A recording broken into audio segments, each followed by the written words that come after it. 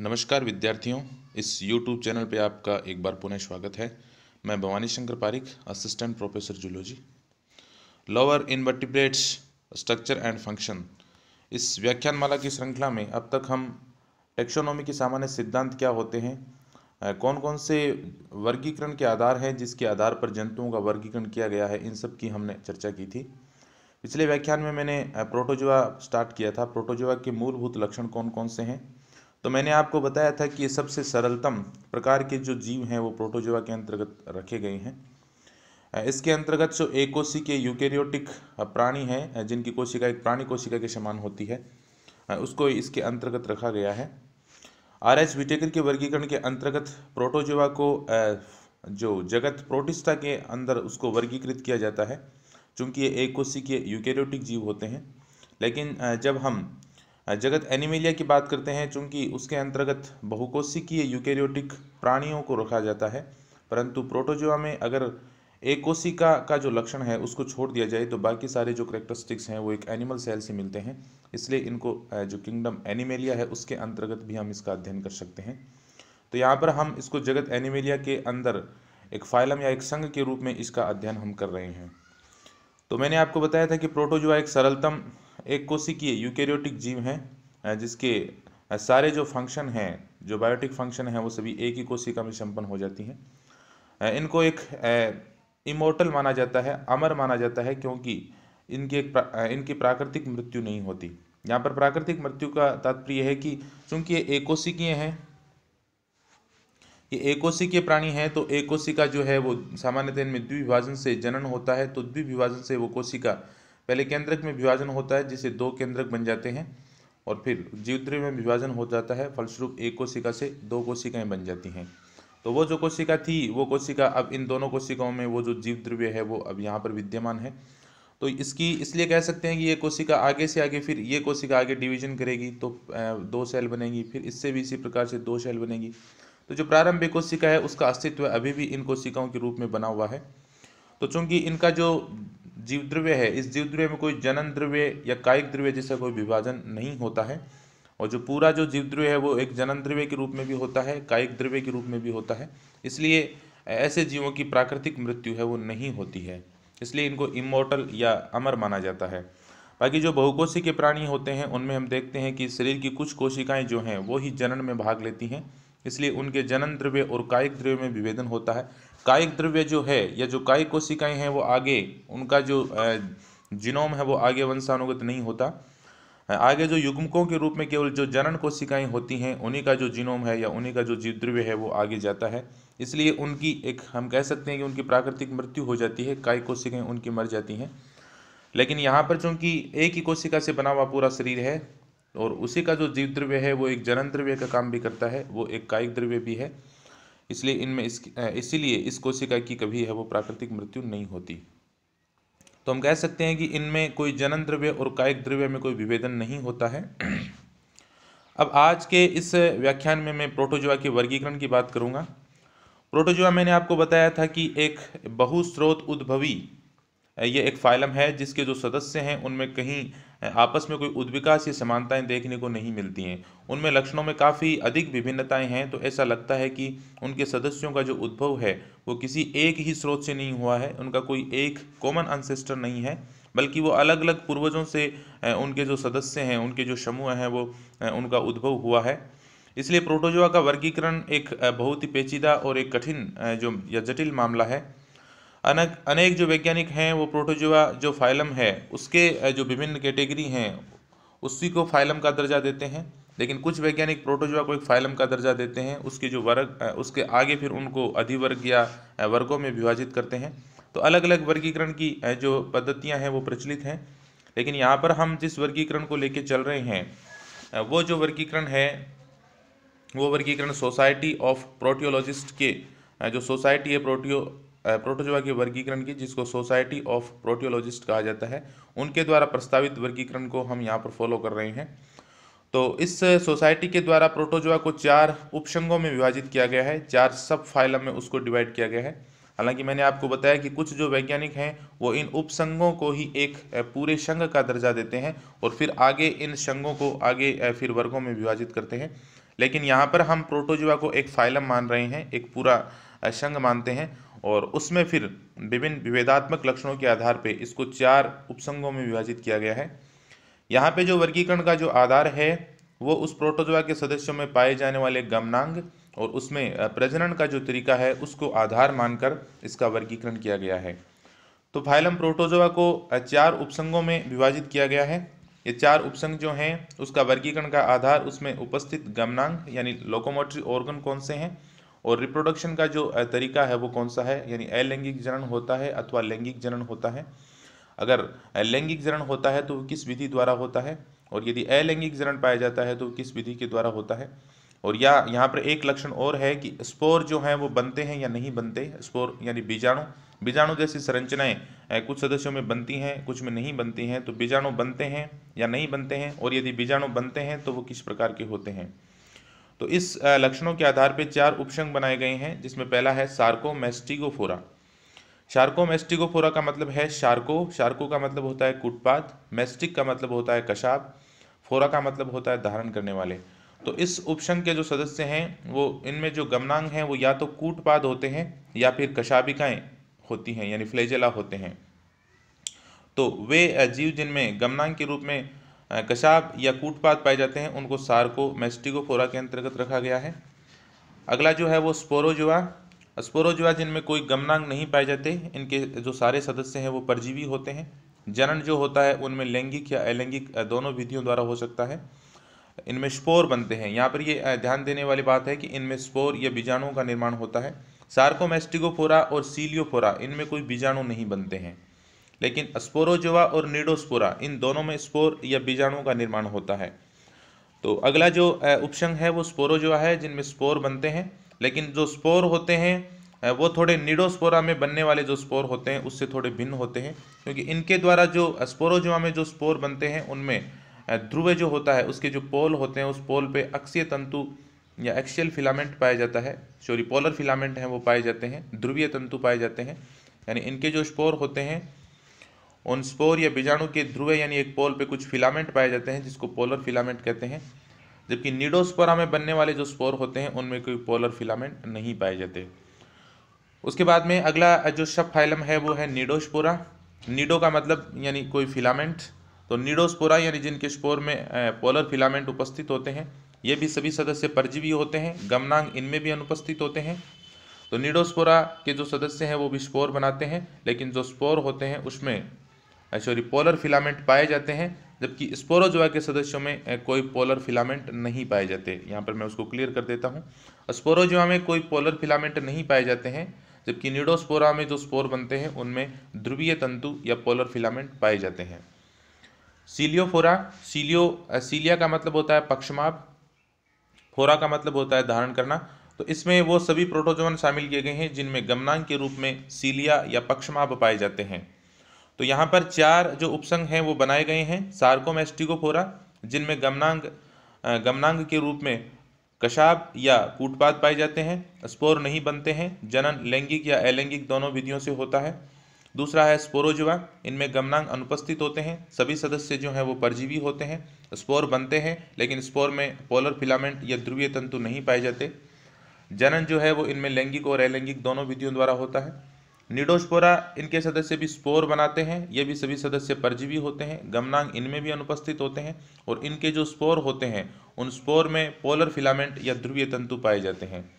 अगले जो हैं वो सीलियोफोरा में भी इसके जो सदस्य होते हैं सीलियोफोरा के सदस्य जिसमें गमनांग के रूप में सीलिया या पक्षमाप पाए जाते हैं, ये परजीवी भी हो सकते हैं या दूसरे प्रकार से भी ये इनका जीवन जो सहभोजी या सहजीवी के रूप में भी या स्वतंत्र जीवी भी हो सकते हैं।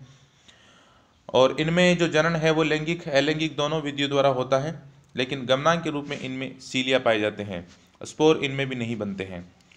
आगे हम इसके वर्गीकरण को देखें तो यहाँ पर जो मैंने एक ये आउटलाइन बनाई है वर्गीकरण की, आप इसी आउटलाइन को याद रख लेना। ज़्यादा इसमें हम गण स्तर तक नहीं जाएंगे, क्योंकि अगर हम इसमें गण तक जाते हैं, वैसे आपके जो महाराजा गंगा सिंह यूनिवर्सिटी में जो क्लासिफिकेशन है वो ऑर्डर लेवल तक दिया हुआ है। अगर आप ऑर्डर लेवल तक याद कर सको तो अच्छी बात है, कर लेना। लेकिन जहाँ तक मैं मानता हूँ आप इसको जो मैंने आउटलाइन यहाँ पे दी है वहाँ तक आप इसको याद रख लेना, लेकिन जो एग्जाम्पल्स में आगे आपको बताऊंगा वो एग्जाम्पल जो महत्वपूर्ण एग्जाम्पल हैं वो ही मैंने शामिल किए हैं, उनको आप ज़रूर याद कर लेना। और कुछ जो एग्जाम्पल ऐसे हैं जिसमें एक पर्टिकुलर कोई करेक्टर होता है, उस करेक्टर के हिसाब से आप उनको याद रखना। और ये जो आउटलाइन मैंने बनाई है इसको तो आप ज़रूर याद कर लेना। शार्कोमेस्टिकोफोरा जो उपसंघ है इसको आगे फिर 3 सुपर क्लास या अधिवर्ग में विभाजित किया गया है। उसमें है, पहला है मेस्टिकोफोरा। मेस्टिकोफोरा का मतलब है जिनमें गमनांग में कशाबिकाएँ पाई जाती हैं, मेस्टिक या फ्लैजेला पाए जाते हैं। ओपेलाइनेटा, इसमें जो पाए जाने वाले गमनांग हैं, इसकी जो वर्गीकरण की जो स्थिति है वो भी अभी तय नहीं है, वो एक कन्फ्यूजन है। कुछ जो वैज्ञानिक हैं इसमें पाए जाने वाले गमनांगों को कशाब मानते हैं, कुछ उनको पक्षपात मानते हैं, कुछ उनको बहुकोशिकीय प्राणी भी मानते हैं। इसलिए इसको एक अलग ही अधिवर्ग में रख दिया गया है, ओपेलाइनेटा, जिसकी हम चर्चा बाद में करेंगे। तीसरा है शार्कोडिना, या जिसको राइजोपोडा भी कहा जाता है। राइजोपोडा का मतलब होता है कूटपाद धारण करने वाले, यानी जिनमें गमनांग के रूप में कूटपाद पाए जाते हैं। तो शार्कोडिना या राइजोपोडा के अंतर्गत वे सभी प्रोटोजोन शामिल हैं जिनमें गमनांग कूटपाद या जो राइजोपोडा है वो पाए जाते हैं, राइजोपोडियम पाए जाते हैं। मेस्टिकोफोरा को फिर आगे 2 क्लास में विभाजित किया गया है। फाइटोमेस्टिकोफोरिया, फाइटो का मतलब होता है पादप, यानी जो पादप के समान कसाबिक प्रोटोजोन हैं उनको फाइटोमेस्टिकोफोरिया में रखा गया है। फाइटोमेस्टिकोफोरिया के 10 गण बनाए गए हैं। दूसरी जो इसकी क्लास है वो है जूमेस्टिकोफोरिया। जू का मतलब होता है जंतु, तो इसमें सभी जंतु समान कसाबिक प्रोटोजोन हैं जिनमें जंतुओं के समान लक्षण होते हैं, कसाबिकाएँ पाई जाती हैं। इनके आगे 9 गण बनाए गए हैं। गण लेवल तक हम यहाँ पर नहीं जाएंगे। ओपेलाइनेटा, उसमें आगे कोई विभाजन नहीं है। फिर आता है सार्कोडिना। सार्कोडिना जिनमें गमनांग के रूप में कूटपाद पाए जाते हैं। अब कूटपाद किस प्रकार के होते हैं इसके आधार पे इसको फिर 3 जो है क्लासेज में या वर्गों में इसको विभाजित किया गया है। राहिजोपोडिया, पायरोप्लाज्मिया और एक्टिनोपोडिया।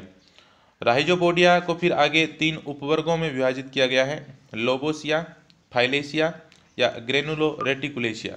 तो ये 3 जो उपवर्ग इसके बनाए गए हैं। राइजोपोडिया के 3 उपवर्ग हैं, लोबोसिया, फाइलेशिया और ग्रेनुलो रेटिकुलेशिया। लोबोसिया में 2 गण हैं, फाइलेशिया का आगे विभाजन नहीं है। ग्रेनुलो रेटिकुलेशिया उसमें भी जो आगे हैं वो 2 गण बनाए गए हैं। पायरोप्लाज्मिया, उसकी भी जो स्थिति है वो है, इसका जो वर्गीकरण है वो भी तय नहीं है, आगे उसका वर्गीकरण नहीं है। एक्टिनोपोडिया जो है जिसमें अक्षपाद पाए जाते हैं कूटपाद के रूप में, और इसमें इसको आगे 4 उपवर्गों में इसको विभाजित किया गया है। रेडियोलेरिया, एकेंथेरिया, हेलियोजोइया और प्रोटोमिक्सिडिया। तो ये 4 उपवर्ग एक्टिनोपोडिया के बनाए गए हैं। यहाँ फिर आगे इसका जो आगे ऑर्डर लेवल तक जो क्लासिफिकेशन है इसमें हम नहीं जाएंगे। तो सार्कोमेस्टिकोफोरा, इसमें 3 अधिवर्ग हैं, मेस्टिकोफोरा, ओपेलाइनेटा और शार्कोडिना। मेस्टिकोफोरा को 2 क्लास में विभाजित किया गया है, फाइटोमेस्टिकोफोरिया और जूमेस्टिकोफोरिया। ओपेलाइनेटा का आगे क्लासिफिकेशन नहीं है। शार्कोडिना को फिर 3 क्लासेज में विभाजित किया गया है, राइजोपोडिया, पायरोप्लाज्मिया और एक्टिनोपोडिया। राइजोपोडिया में 3 उपवर्ग हैं, सब क्लासेज हैं, लोबोसिया, फाइलेशिया और ग्रेनुलो रेटिकुलेशिया। पायरोप्लाज्मिया का आगे क्लासिफिकेशन नहीं है। एक्टिनोपोडिया को फिर 4 उपवर्गों में या 4 सब क्लासेज में इसको विभाजित किया गया है, रेडियोलेरिया, एकेंथेरिया, हेलियोजोइया और प्रोटोमिक्सिडिया। आगे फिर दूसरा जो उपसंघ है वो है स्पोरोजोआ। स्पोरोजोआ जिनमें स्पोर बनते हैं, इसको 2 वर्गों में विभाजित किया गया है, टीलोस्पोरिया और 3 वर्गों में इसको विभाजित किया गया है, टीलोस्पोरिया, टॉक्सोप्लाज्मिया और हेप्लोस्पोरिया। टीलोस्पोरिया में 2 उपवर्ग हैं, ग्रिगेराइना और कॉक्सीडिया। कॉक्सीडिया के आगे 2 गणों में इसको विभाजित किया गया है। उसके बाद में जो अगला जो उपसंघ है वो है निडोस्पोरा। निडोस्पोरा में 2 गण बनाए गए हैं, मिक्सोस्पोरिडिया और माइक्रोस्पोरिडिया। वो उसमें पाए जाने वाले जो स्पोर है उसमें कितने कपाट होते हैं, अगर 2 कपाट होते हैं तो वो मिक्सोस्पोरिडिया में आता है, और माइक्रोस्पोरिडिया के जो सदस्य होते हैं उनमें बनने वाले स्पोर में केवल 1 कपाट होता है। मिक्सोस्पोरिडिया को आगे 3 गणों में विभाजित किया गया है। तो निडोस्पोरा में 2 वर्ग हैं। फिर अगला जो उपसंघ है वो है सीलियोफोरा, जिसमें एक ही क्लास है, एक वर्ग है, सीलिएटा, यानी वो समस्त प्रोटोजोन जिसमें गमनांक के रूप में सीलिया या पक्षमाप पाए जाते हैं। अब पक्षमाप उसके बॉडी में किस प्रकार से उपस्थित होते हैं, कहाँ कहाँ पाए जाते हैं, उसके आधार पे फिर सीलिएटा जो वर्ग है उसको 4 उपवर्गों में विभाजित किया गया है, जिसमें होलोट्राइका, पेरिट्राइका, शक्टोरिया और स्पायरोट्राइका। और इसमें आगे फिर गणों तक इसका विभाजन है। होलोट्राइका में 7 गण हैं, पेरिट्राइका में 1 गण है पेरिट्राइकिडा, शक्टोरिया में 1 गण है शक्टोरिडा, और स्पायरोट्राइकिया जो है उसमें 6 गणों में इसको विभाजित किया गया है। तो हम आगे फिर इनका जो आगे का जो क्लासिफिकेशन है उसके कैरेक्टरिस्टिक्स कौन कौन से हैं, इसके आधार पे हम आगे इसकी चर्चा करते हैं।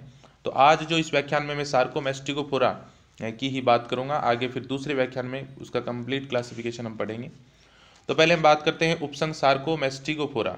जैसा कि मैंने आपको बताया कि इसमें वो समस्त प्रोटोजोन शामिल हैं जिसमें गमनांक के रूप में या तो कशाप पाए जाते हैं या फिर कूटपाद पाए जाते हैं। तो गमनांक के रूप में कशाप या कूटपाद इनमें पाए जाते हैं। इनमें एक से अधिक केंद्रक हो सकते हैं, हालांकि कुछ सदस्यों में एक ही केंद्रक होता है, लेकिन कुछ सदस्यों में एक से अधिक केंद्रक हो सकते हैं। लेकिन यदि एक से अधिक केंद्रक होते हैं तो वो सभी केंद्रक एक समान होते हैं, यानी मोनोमॉर्फिक केंद्रक पाए जाते हैं। जनन जो अलैंगिक जनन भी हो सकता है, जो द्विविभाजन या बहुविभाजन द्वारा होता है। लैंगिक जनन जो है वो युग्मकों के मध्य निषेचन के द्वारा होता है, जिसको सिंगेमी कहते हैं। इनमें स्पोर नहीं बनते हैं, यानी बीजाणु इनमें नहीं पाए जाते हैं। कुछ सदस्यों में इनमें सिलिका या कैल्शियम कार्बोनेट का कंकाल भी हो सकता है। इसको आगे जो है वो अधिवर्गों में विभाजित किया गया है। 3 अधिवर्ग इसके बनाए गए हैं। पहला जो अधिवर्ग है वो है मेस्टिकोफोरा या फ्लैजिलेटा। तो मैंने आपको बताया कि मेस्टिक का मतलब होता है एक चाबुक यानी कसाब। तो इनमें गमनांक के रूप में कसाब पाए जाते हैं।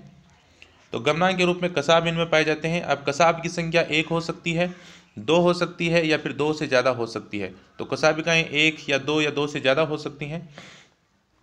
ये सबसे पुरातन समूह है। यहाँ पर ये ध्यान देने वाली बात है, सबसे जो प्रिमिटिव टाइप के जो प्रोटोजोन हैं वो फ्लैजिलेटा के अंतर्गत आते हैं, वो फ्लैजिलेट्स हैं। सबसे पुरातन या प्रिमिटिव ग्रुप है। सदस्य जो हैं वो स्वयंपोषी भी हो सकते हैं या फिर वो विषमपोषी भी हो सकते हैं। यानी इसके अंतर्गत आने वाले जो प्रोटोजोन हैं उसमें से कुछ प्रोटोजोन जिसमें क्लोरोप्लास्ट जैसी संरचनाएं पाई जाती हैं, इसलिए वो स्वयं अपना भोजन बना सकते हैं, स्वयं कार्बनिक पदार्थों का संश्लेषण कर सकते हैं। लेकिन बाकी जो सदस्य हैं वो ऐसा नहीं कर पाते, इसलिए वो विषमपोषी होते हैं। अलैंगिक जनन जो है वो सामान्यतः द्विविभाजन द्वारा होता है।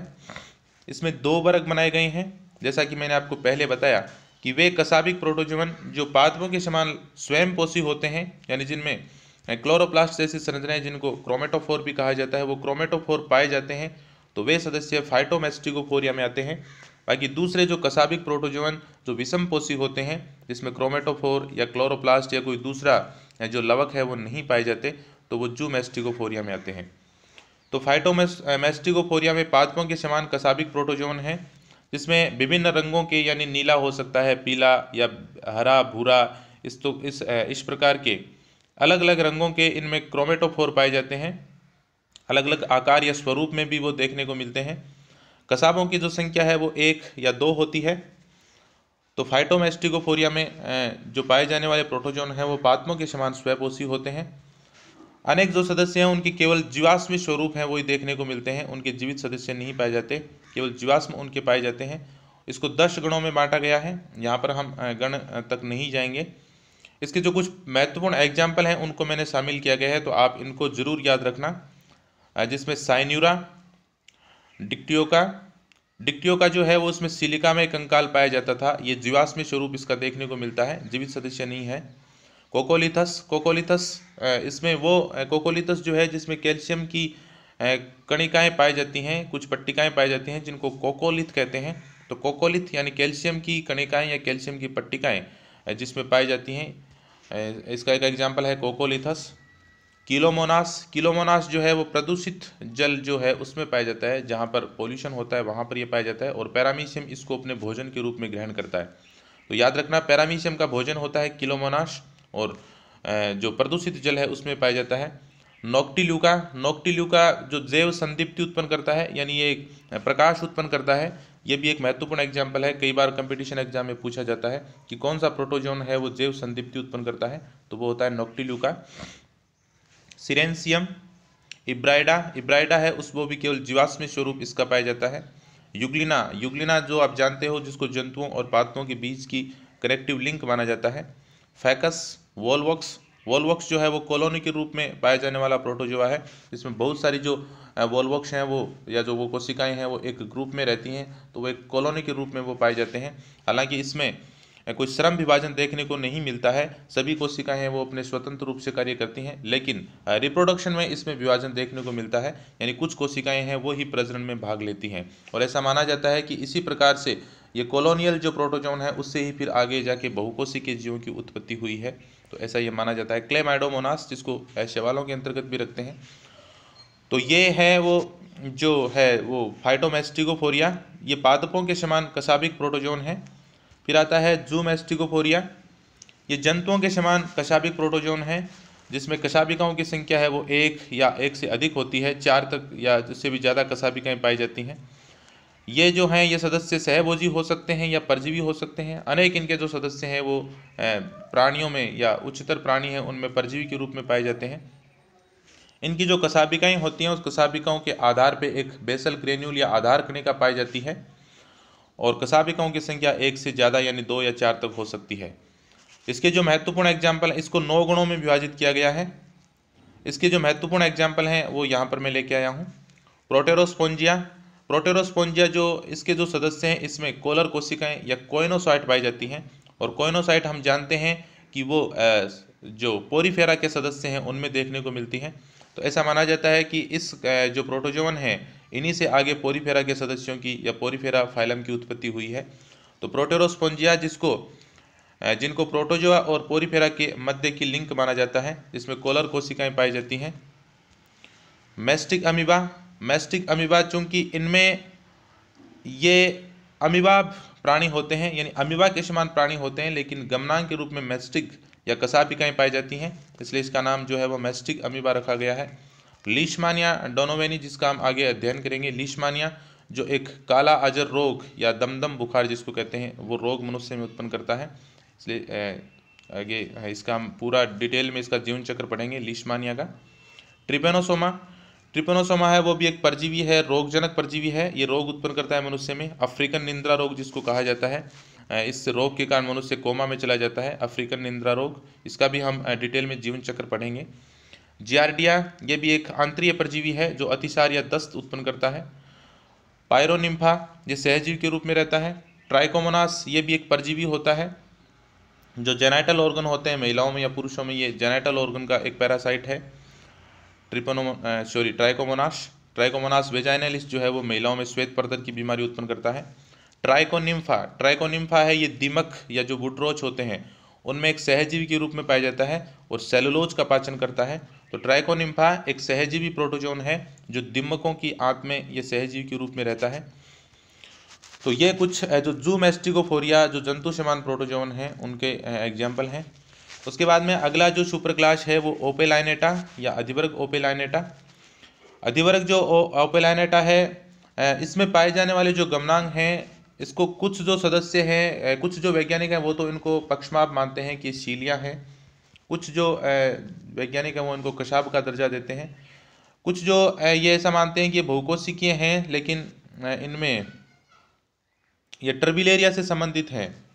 टर्बिलेरिया जो हम फाइलम प्लेटीहेल्मिन्थीज में पढ़ते हैं, टर्बिलेरिया ट्रेमेटोडा सेस्टोडा, तो टर्बिलेरिया से इनको संबंधित मानते हैं। लेकिन कुछ वैज्ञानिक मानते हैं कि नहीं, वास्तव में ये एक कोशिकीय हैं। चूंकि इनमें केंद्रकों की संख्या एक से अधिक होती है, इसलिए कुछ वैज्ञानिकों का मानना है कि ये बहुकोशिकीय प्राणी थे, लेकिन इनमें जो बाद में वो एक ही कोशिका के रूप में ये उद्भवित हो गए और केंद्रकों की संख्या अभी भी उनमें वो ज़्यादा दिखाई देती है। तो लेकिन चूंकि अगर इनमें पक्षमाप माना जाए इसके गमनांगों को, तो पक्षमाप जो हैं वो गमनांग के रूप में सीलिएटा में पाए जाते हैं। लेकिन सीलिएटा के जो सदस्य हैं, जैसे हम पैरामीशियम की बात करें तो उनमें एक कोशिका मुख पाया जाता है, साइटोस्टोम, जहाँ से वो भोजन को ग्रहण करता है। फिर वो कोशिका मुख आगे कोशिका आंत्र बनती है और एक फिर कोशिका गुदा होती है जहाँ से अपचित भोजन बाहर निकलता है। लेकिन इनमें ऐसा भी कुछ नहीं है, ना तो इनमें कोशिका मुख होता है ना कोशिका गुदा होती है। इसलिए इनको सीलिएटा के साथ भी नहीं लिखा जा सकता, इसलिए उसको एक अलग अधिवर्ग बना के सार्कोमेस्टिकोफोरा के अंतर्गत ही इसको वर्गीकृत किया गया है। और इसमें पाए जाने वाले जो गमनांग हैं उनको कशाप माना गया है।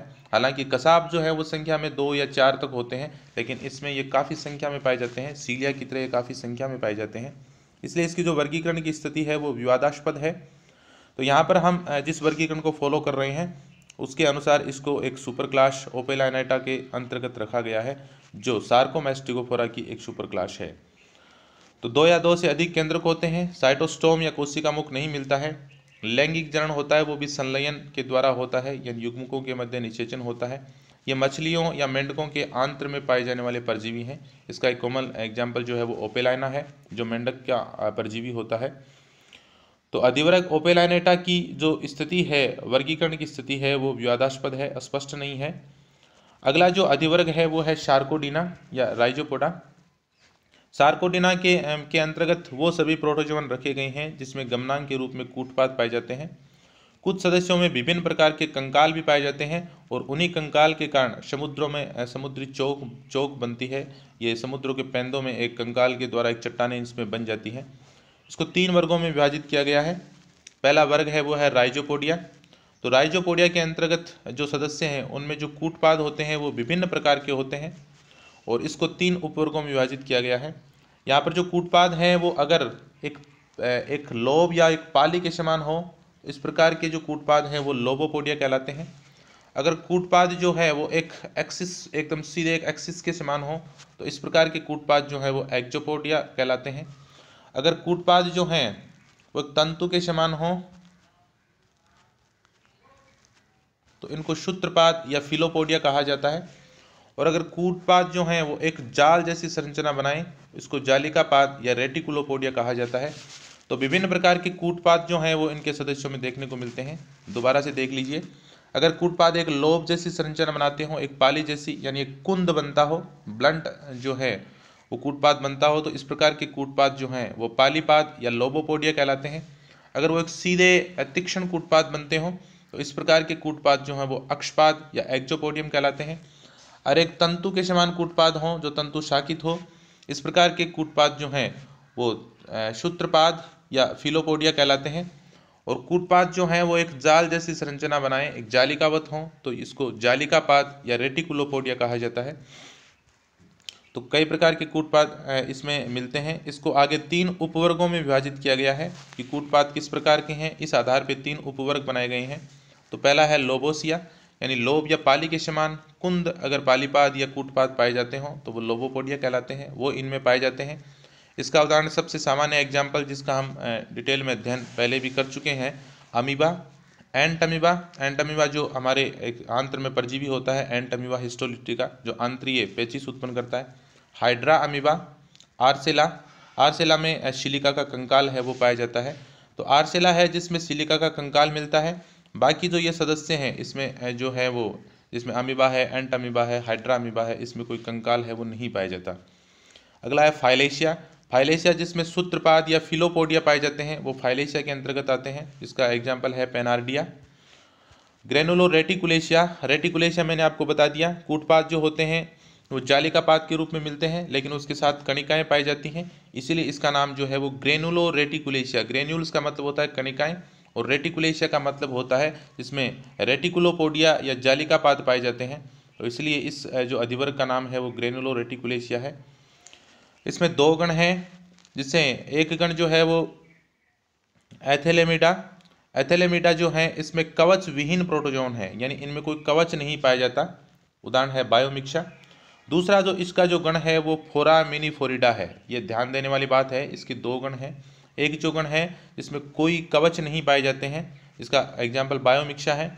लेकिन दूसरा जो गण है जिसमें फोरामेनिफोरिडा, आप सुनते हो कि फोरामेनिफोरिडा के जो कवच होते हैं उसे समुद्रों में जो चोक का निर्माण होता है, तो इनके सदस्यों में कैल्शियम का या काइटिन का या सिलिका का कवच पाया जाता है और उसके कवच से जो वो समुद्रों के पेंदों में धीरे धीरे जमा होता जाता है और जमा हो जाने से फलस्वरूप समुद्री चोक बनती है।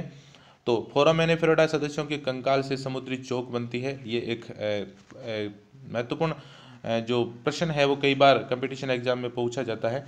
इसके जो उदाहरण है वो है स्पाइरिलीना, एल्फीडियम और डिस्कोर्बिस, ये इसके महत्वपूर्ण एग्जाम्पल हैं जिसको आप, एल्फीडियम जो है इसको याद रखना, एल्फीडियम जो है वो फोरामिनिफेरा का सदस्य है जिससे समुद्री चौक का निर्माण बंद होता है। अगला जो वर्ग है वो है पायरोप्लाज्मिया। तो सार्कोडिना का जो पहला वर्ग है वो राइजोपोडिया, फिर दूसरा वर्ग है वो पायरोप्लाज्मिया है। पायरोप्लाज्मिया जो है इनके सदस्य, ये सभी सदस्य जो है वो कशेरुकी जो प्राणी है वर्टिब्रेट्स हैं उनकी आरबीसी में परजीवी के रूप में पाए जाते हैं। यानी आरबीसी के ये परजीवी होते हैं, ये छोटे होते हैं, गोल होते हैं या छड़ाकार होते हैं, अमीबा के समान होते हैं, अमीबा परजीवी होते हैं, इनमें स्पोर नहीं बनते हैं। इसका उदाहरण है बवेसिया जो कैटल टिक फीवर उत्पन्न करता है। यानी मवेशी जो हैं उस मवेशियों में चिंचड़ियों के द्वारा इसका संक्रमण होता है। चिंचड़ियाँ जो मवेशियों के ऊपर चिपकती हैं, टिक्स जो होते हैं, उनके द्वारा इसका संक्रमण होता है और ये मवेशियों में बुखार उत्पन्न करता है, उसके आरबीसी में ये रहता है। तो इसका जो उदाहरण है वो बेवेसिया है जो कैटल टिक फीवर उत्पन्न करता है। दूसरा जो अगला जो वर्ग है तीसरा, इसको एक्टिनोपोडिया। एक्टिनोपोडिया के सदस्य जो हैं वो गोलाकार होते हैं। मैंने आपको बताया था कि इसमें गोलीय सममिति पाई जाती है। तो गोलीय सममिति है जो इनमें पाई जाती है। सामान्यतः इसके अंतर्गत जो प्राणी आते हैं वो रेडियोलेरियंस आते हैं और वैम्पायरेला इसके अंतर्गत आते हैं। तो गोलीय सममिति इनमें पाई जाती है। तो यह प्रश्न भी पूछा जाता है कि प्रोटोजोआ के कौन से वर्ग में गोलीय सममिति पाई जाती है, तो उसका उत्तर होगा एक्टिनोपोडिया के सदस्यों में। एक्टिनोपोडिया में गोलीय समिति पाई जाती है। इसमें जो आगे उपवर्ग बनाए गए हैं, 4 उपवर्ग इसमें बनाए गए हैं। पहला है उपवर्ग रेडियोलेरिया। रेडियोलेरिया के जो सदस्य होते हैं उनमें सिलिका का कंकाल पाया जाता है और सिलिका के कंकाल के चारों ओर रिक्तिका युक्त जीवद्रव्य की परत पाई जाती है जिससे ये उत्प्लावी होते हैं, यानी जल में तैरते रहते हैं। तो सिलिका के कंकाल के चारों ओर उत्प्लावी जीवद्रव्य की परत पाई जाती है। जालिकापाद या रेटिकुलोपोडिया इनमें पाए जाते हैं, या फिर सूत्रपाद पाए जाते हैं, या फिर अक्षपाद पाए जाते हैं। यानी तीनों प्रकार के ये कूटपाद इनमें देखने को मिलते हैं। ओलोकेंथा इसका एग्जाम्पल है। और रेडियोलेरियंस जो हैं वो भी समुद्री कंकाल का निर्माण करते हैं क्योंकि इनका कंकाल है वो सिलिका का होता है। दूसरा उपवर्ग है वो एक्एंथेरिया है। एक्एंथेरिया में भी कंकाल पाया जाता है और वो कंकाल जो है वो स्ट्रोंशियम सल्फेट से निर्मित होता है। इसका कंकाल जो है वो विषमदेशिक होता है और केंद्रीय संपुट, इनमें जो है केंद्रीय संपुट या कंकाल का जो केंद्रीय भाग है वो स्ट्रोंशियम सल्फेट का बना होता है। इसमें जो कूटपाद हैं वो अक्षपाद होते हैं, केवल एक्जोपोडियम होते हैं जो उस केंद्रीय संपुट से बाहर निकलते हुए दिखाई देते हैं। इसका जो एग्जाम्पल है वो एक्एंथोमेट्रा है। तीसरा जो उपवर्ग है वो हेलियोजोइया है। इसमें कवच नहीं पाया जाता लेकिन कूटपाद हैं वो अक्षपाद हो सकते हैं या सूत्रपाद पाए जाते हैं। एक्टिनोफ्रिस इसका उदाहरण है। फिर है प्रोटियोमिक्सीडिया। प्रोटियोमिक्सीडिया के जो सदस्य हैं वो या स्वच्छ जलीय होते हैं या समुद्री होते हैं, परंतु यहाँ पर ये ध्यान रखना ये शैवालों पर परजीवी होते हैं। तो यहाँ पर प्रश्न ये बनता है कि कौन से जो सदस्य हैं वो शैवालों पर परजीवी होते हैं, तो वो प्रोटियोमिक्सीडिया के सदस्य होते हैं। इसका जो सूत्रपाद या जालिकापाद इनमें पाए जाते हैं। इसका जो उदाहरण है वो वैम्पायरेला है। तो आपको याद रखना है कि जो वर्ग एक्टिनोपोडिया है जिसमें गोलीय सममिति मिलती है, इसमें 4 उपवर्ग हैं। रेडियोलेरिया जिसमें सिलिका का कंकाल पाया जाता है, एक्एंथेरिया जिसमें स्ट्रोंशियम सल्फेट का कंकाल होता है, हेलियोजोइया जिसमें कंकाल नहीं होता है, और प्रोटियोमिक्सीडिया जिसमें जो शैवालों पर परजीवी होते हैं। और कूटपाद जो हैं वो भी यहाँ पर ध्यान रखना, जो रेडियोलेरिया है जिसमें जालिकापाद, सूत्रपाद या अक्षपाद तीनों देखने को मिलते हैं। एक्एंथेरिया में केवल अक्षपाद पाए जाते हैं। हेलियोजोइया में अक्षपाद या सूत्रपाद दोनों मिलते हैं और प्रोटियोमिक्सीडिया में सूत्रपाद या जालिकापाद मिलते हैं और उसका उदाहरण जो है वो वैम्पायरेला है। तो ये जो है वो इसका वर्गीकरण है। तो इस प्रकार हमने देखा कि प्रोटोजोआ का जो एक अधिसंघ है शार्कोमेस्टिगोफोरा, इसमें कशाभिका या कूटपाद जिनमें गमनांक के रूप में पाए जाते हैं, इसमें 3 अधिवर्ग बनाए गए हैं। मेस्टिगोफोरा जिसमें कशाभिकाएँ पाई जाती हैं, जिसमें कुछ जंतु पादपों के समान होते हैं जो फाइटोमेस्टिगोफोरिया में आते हैं, और कुछ प्रोटोजोवन जो जंतुओं के समान होते हैं जो जूमेस्टिगोफोरिया में आते हैं। दूसरा जो अधिवर्ग ओपेलानेटा जिसकी स्थिति विवादास्पद है। कुछ वैज्ञानिक उसमें पाए जाने वाले गमनांकों को कशाप मानते हैं, कुछ उसमें पक्षमाप मानते हैं, 1 से अधिक केंद्रक पाए जाते हैं। तीसरा जो अधिवर्ग शार्कोडिना जिसमें कूटपाद पाए जाते हैं लेकिन कूटपाद विभिन्न प्रकार के हो सकते हैं। राइजोपोडिया में लोबोसिया, फाइलेशिया और ग्रेनुलोरेटिकुलेशिया जो हैं इसके उपवर्ग बनाए गए हैं। पायरोप्लाज्मिया का आगे कोई विभाजन नहीं होता, ये कशेरुकियों की आरबीसी पर परजीवी होते हैं जिसमें बवेसिया इसका उदाहरण है। एक्टिनोपोडिया जिसमें ये गोलीय समिति होते हैं। जिनमें गोलीय समिति पाई जाती है वो एक्टिनोपोडिया में अंतर्गत ये गेंद के समान प्राणी होते हैं। और इसमें जो उपवर्ग बनाए गए हैं रेडियोलेरिया, एकेंथेरिया, हेलियोजोइया और प्रोटोमिक्सिडिया, इनके कौन कौन से कैरेक्टरिस्टिक्स हैं और कौन कौन से एग्जाम्पल हैं इसको मैंने आपको बता दिया है। मैंने केवल महत्वपूर्ण एग्जाम्पल हैं वही शामिल किए हैं, आप केवल उन्हीं को याद रख लो तो भी ये पर्याप्त होगा।